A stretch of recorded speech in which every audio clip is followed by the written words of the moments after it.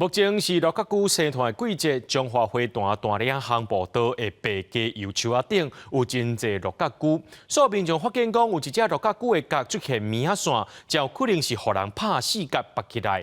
去年同一个所在也发现讲，这六角姑互人用树林箍起来。这个花坛乡公所表示讲会加强巡视，也呼吁民众唔通作业，唔通破坏生态。当年的5月是六角姑开始生团的季节，中华花坛的大岭航步道，即阵啊开始出现大量的六角姑，来爬山的民众拿运动，可以当拿欣赏自然生态。这边有啊，因为我刚才看了一只，好像有民众也在这边看。它这个有季节性啊，大概就是这一阵子，大概1个多月吧。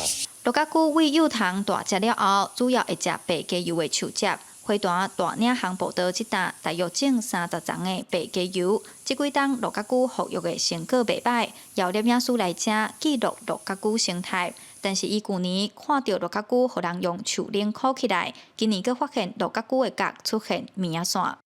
年线甲白的，我要甲透袂开。我今仔早佫去，真好运，佫去我看到即只，去用白的即只，所以我就今仔专工摕迄个细机加刀去甲加条，才有法度甲救啊。它成虫阶段很重要，是它为了要能够繁衍下一代。那它那个像雄性的独角仙，它的犄角啊是要来打架用的东西。那它被绑了绳子，有可能影响它的求偶。花坛乡公所表示，六角姑毋是保育类动物，针对民众创治六角姑的行为，即会当宣导考劝。